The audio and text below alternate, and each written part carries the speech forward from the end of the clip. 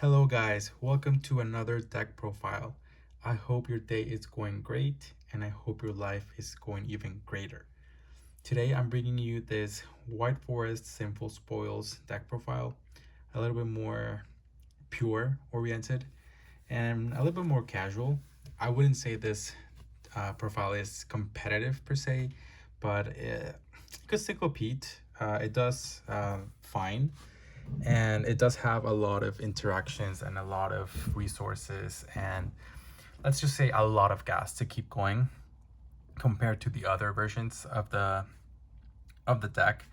But if your focus is competing, then of course you should go with either the power spell or hand trap or those kind of versions.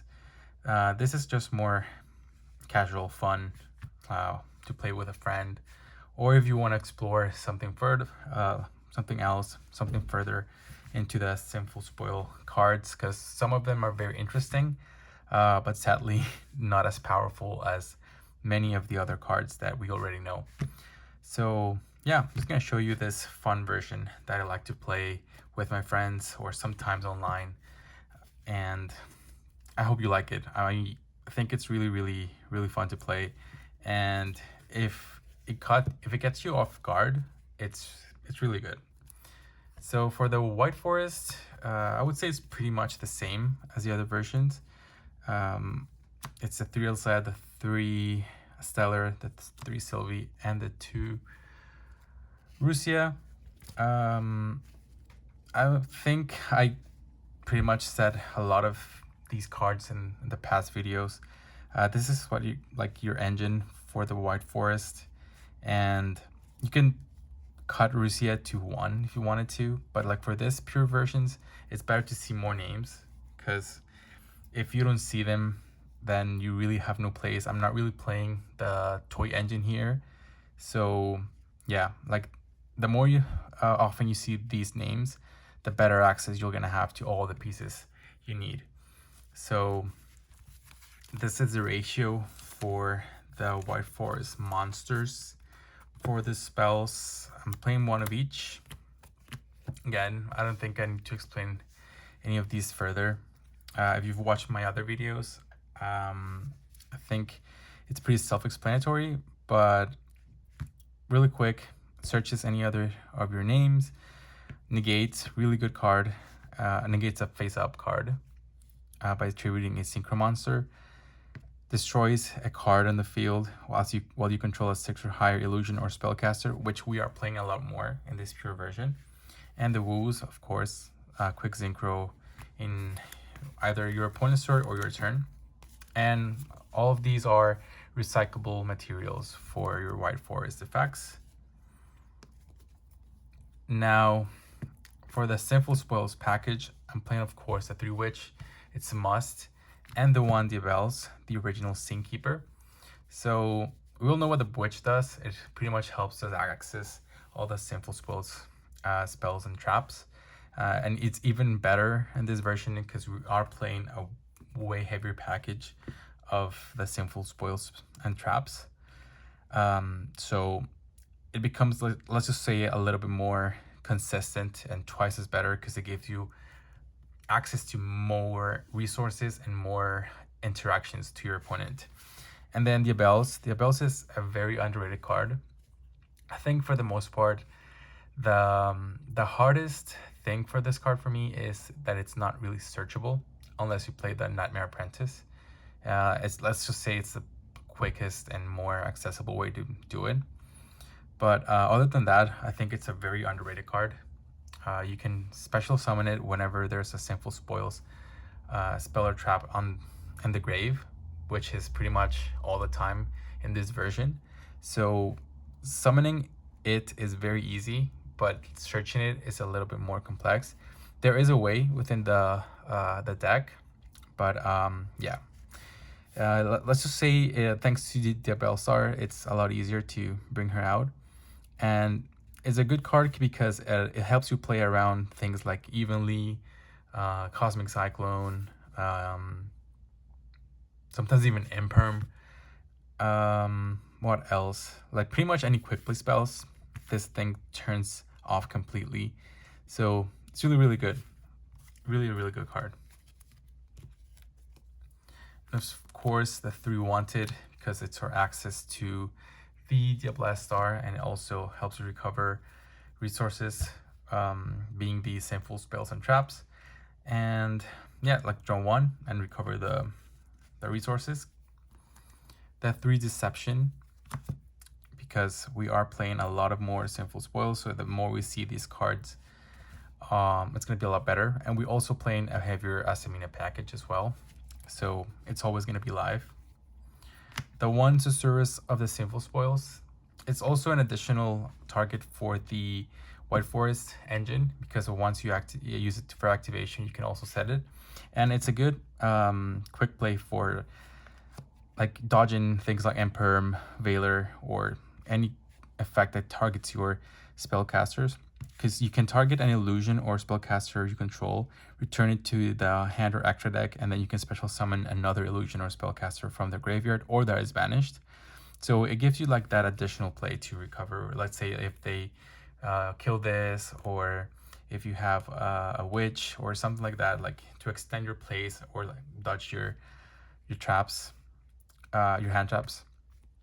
So it's really, really resourceful. The 1 Sinful Spoils of Observation Snake Eye, it's an amazing removal option, like non-destruction, non-banishing, like just puts it in the back row, and sometimes that's a lot better with cards, let's say like Mare Jade.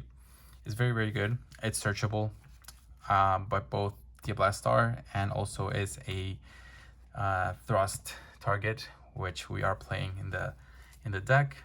And then for the traps, the Sinful Spoils Betrayal, Silvera, the Sinful Spoils Subdual, and the Sinful Spoils of Slumber Morian. So basically this is an additional negate by tributing the Diablo Star. You can tribute it, target a card your opponent controls, and negate it. And it also has an effect when you banish it. That is, you can banish this card from your graveyard.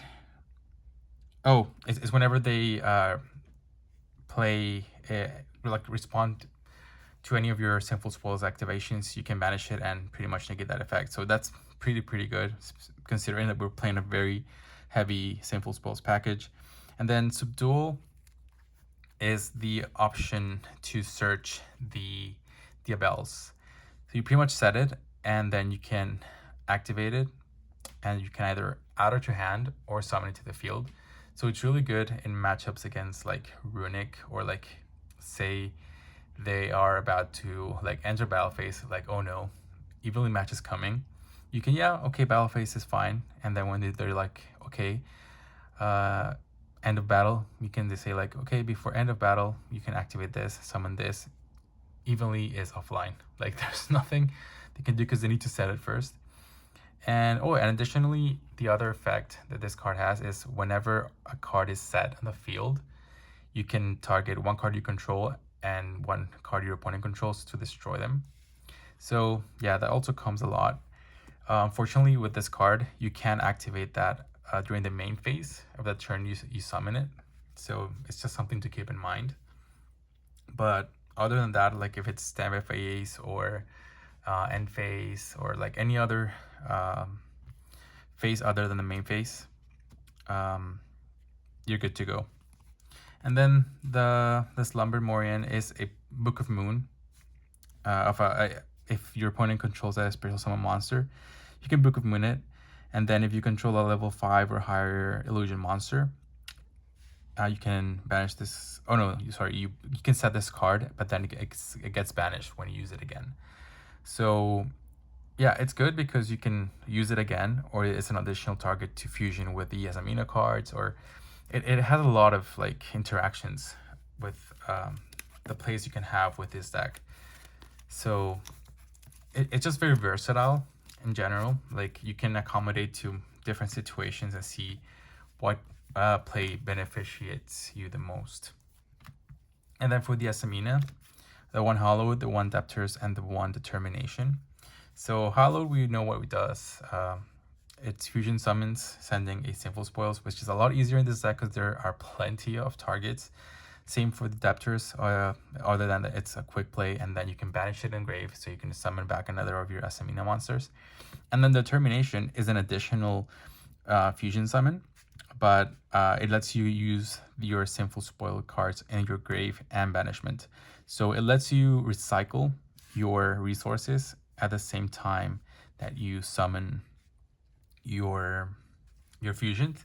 And then of course in the graveyard you can banish it and you can set another of your Sinful Spoils spells or traps, but it cannot be activated that turn.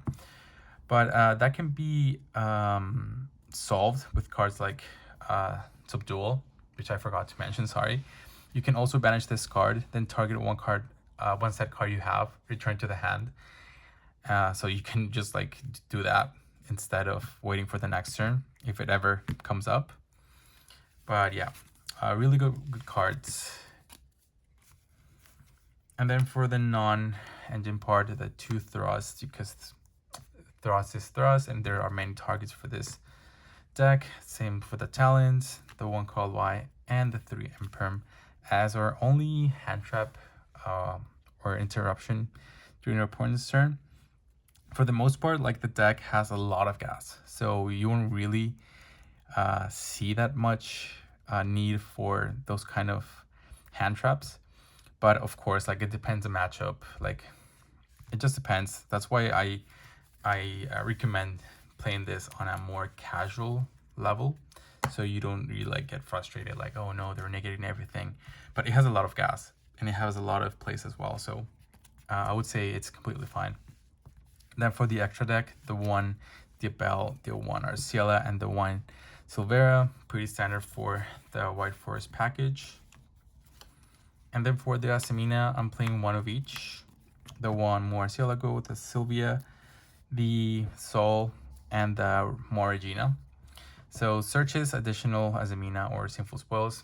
We're really good here in this deck because we are playing a lot of targets, so you can also have access to many of the targets, not only by the Blessed Star. And then Ilia Sylvia, of course, your negate. Sol Ekriston, it helps you recover Azamina cards from your grave during your standby phase, and then whenever it's fusion summoned, it sends a card in the field to the graveyard. So it's an additional interruptions with its, the Azamina Adapters. And Morigina, it's a really cool card, but outside of this deck, I don't see really much play. It's just so hard to summon because it requires 2 Sinful Spoil spells and traps. So it's a lot easier here because we have a lot more targets. But yeah, it has a good effect that whenever a Azamina or Sinful Spoils card effect is activated, you can target 2 cards in the field and destroy them. So it is an additional interruption because most of your Azamina cards and Sinful Spoils, you're going to be able to use them on your opponent's turn. So yeah, it's just that additional cool interaction. But let's just say it's easier in this deck because we have a lot more fusion in materials. And then the 1 Separate Shrimp, the Cruel Dragon, Draco Berserker, and Omega. I think this is pretty much the standard for my other White Forest deck. The 1 Chaos Angel and the 1 Silent Warrior, targets for the Separate Shrimp. And the 1 SP Little Knight and the 1 Cross Sheep. So yeah, that's it for the deck. It's really fun, really fun. If you have the chance, just try it out. I think it's like a change of pace. It also helps you, like, I don't know, like, see the cards in a different perspective. And yeah, like, it just like helps you understand more how the deck works and why, like, it's designed the way it is. And yeah, like, try it out. If you ever want to try any of these for a more competitive setting, I would do so. Like, I've been trying to see how can I implement it. It's just really tight because, you know, the game state of Yu-Gi-Oh! At the moment is very competitive with a lot of hand traps in the format and whatnot. But yeah, that's it for this video. I hope you like it. Let me know what you think in the comments as usual. And if you have any other recommendations, I know there's a lot more Sinful Spoils, spells, and traps that I have not used yet. And there's a lot more to come as well. So this deck will also see some changes. But yeah, guys, thank you for watching again, and I'll see you in the next one.